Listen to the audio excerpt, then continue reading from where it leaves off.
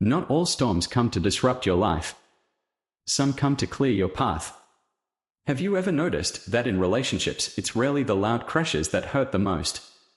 It's the soft warnings we ignore. The quiet discomfort. The moment your truth is dismissed with a joke. The way your joy dims just a little every time they speak. We see the signs, those so-called red flags. But instead of walking away, we often stay. We stay because we're hopeful. We stay because we're lonely. We stay because we think love means patience, even if it means losing ourselves along the way. But what if red flags aren't just signals to flee? What if they are sacred whispers from your soul, asking you to wake up, not in fear, but in clarity? Buddhist wisdom doesn't teach us to run from suffering. It teaches us to see it for what it is.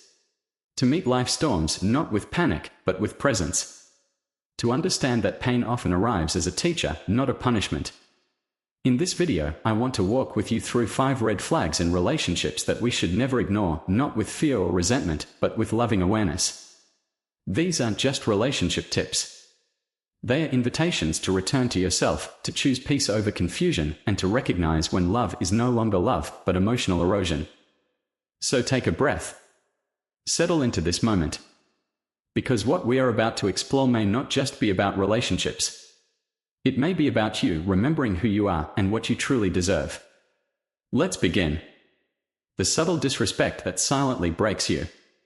Subtle but constant disrespect. Let me ask you something. Have you ever been in a relationship where you didn't even notice the hurt until one day you realized you had gone quiet? Not because you were peaceful, but because somewhere along the way you stopped feeling heard. Disrespect doesn't always scream. Sometimes it sighs. It rolls its eyes. It laughs at your vulnerability. It wraps itself in sarcasm, in just joking, in tones that say more than the words ever could. Maybe you shared something personal, your fear, your joy, your perspective, only to be met with a smirk or a dismissive joke.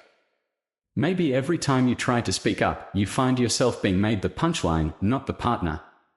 And over time, you shrink. You hesitate before you speak.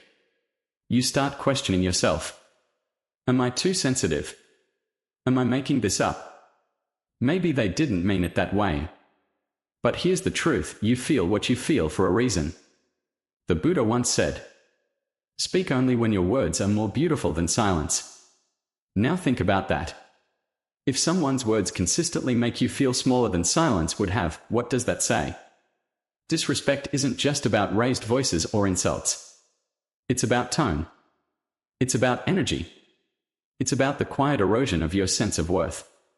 And here's the thing, love can't live where respect is absent.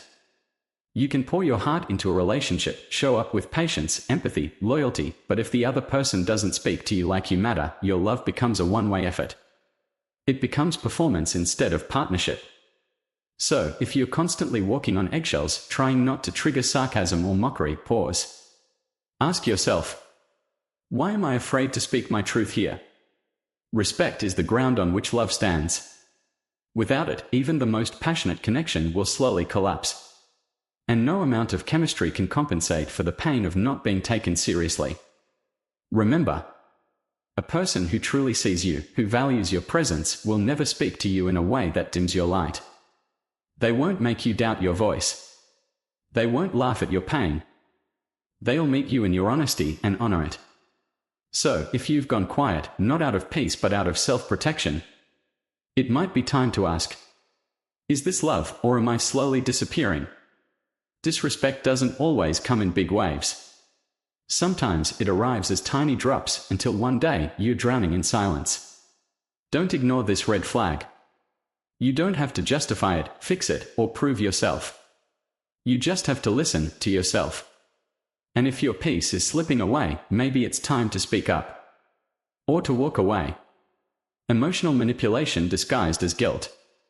Let's talk about something that often hides in plain sight. It doesn't raise its voice. It doesn't slam doors. But it gets inside you, quietly, powerfully, by twisting your heart with guilt. Have you ever heard this? If you really loved me, you would. After everything I've done for you, how could you say no? Or worse, silence. A cold, punishing kind of silence that comes right after you express a need, a boundary, a truth. That's not communication. That's not love. That's emotional manipulation, wrapped in guilt, cloaked in care, but ultimately rooted in control. And here's the hard part, it doesn't always feel wrong at first. In fact, it can feel like love. Like loyalty. Like obligation. Because guilt is sneaky, it convinces us that self-sacrifice is the proof of love. But Buddhism teaches something radically different. The Buddha said that suffering arises from attachment, especially our craving to control, to possess, to hold someone in place out of fear of losing them. And emotional manipulation. That's a craving for control, wearing the mask of devotion. It says, love me on my terms. Agree with me to keep the peace. Sacrifice yourself so I feel secure. But real love doesn't demand you shrink yourself to fit someone's expectations. Real love says, I see you. Even when you say no. I honor your boundaries. Even if they challenge me. I trust your freedom because I trust our connection. Anything less becomes a transaction. A silent scorecard of I did this for you, now you owe me. And that's not intimacy. That's emotional debt collection. Maybe you've been on the receiving end of this. Or maybe, without realizing it, you've used guilt yourself because that's what you were taught love looked like. But love that's built on guilt isn't sustainable. It breaks both people down. Let me ask you. Are you saying yes out of love or out of fear of disappointing them? Are you staying silent to keep the peace or because you've been trained to believe your needs are too much? It's not always easy to see. But the more we accept guilt as a normal part of relationships, the more we lose ourselves trying to meet someone else's version of who we should be.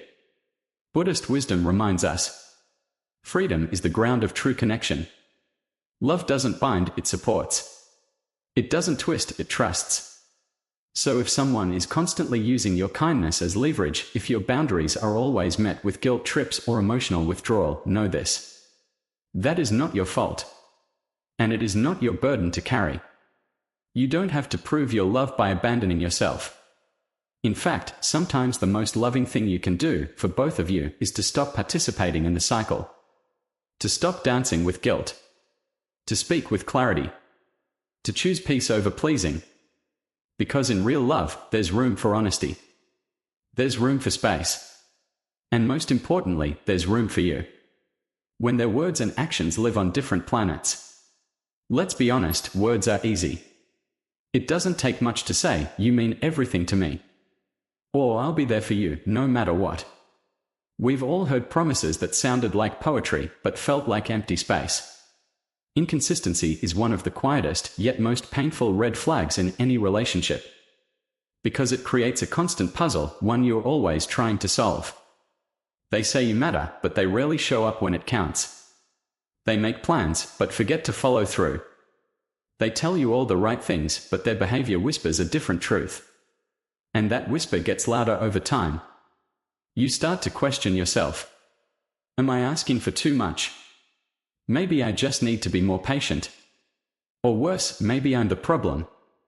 But the truth is, inconsistency isn't just inconvenient, it's confusing.